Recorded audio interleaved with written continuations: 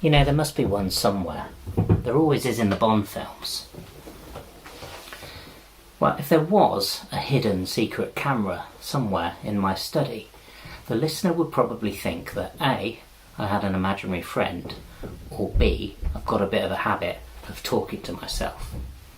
Well, some of those things might be true as well, but the main reason for my ongoing chatter is that that's how I like to keep things going with God, to have my inner thoughts and my conversation with him as one and the same, to have, as best I can, my thoughts captive to Christ.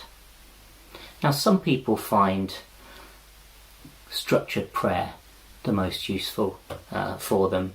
Others find contemplative silence, and others still loud and wonderful worship music in groups.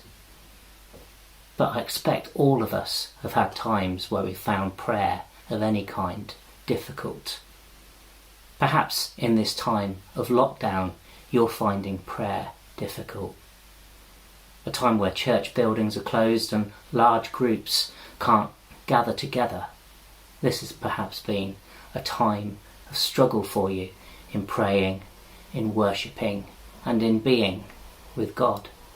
It's not always easy to rejoice, to pray, or to give thanks when circumstances are so far from normal.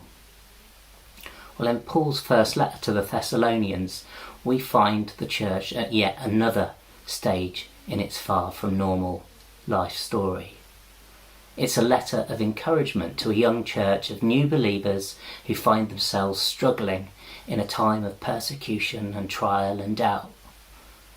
Paul writes, "Rejoice always, pray continually, give thanks in all circumstances, for this is God's will for you in Christ Jesus." So whether you're singing worship songs, full volume, up to 11, or sitting with God in silence, or simply muttering prayers as you potter round the house, let's all keep rejoicing, keep praying, keep thankful for each other, for the world, and for the Lord our King.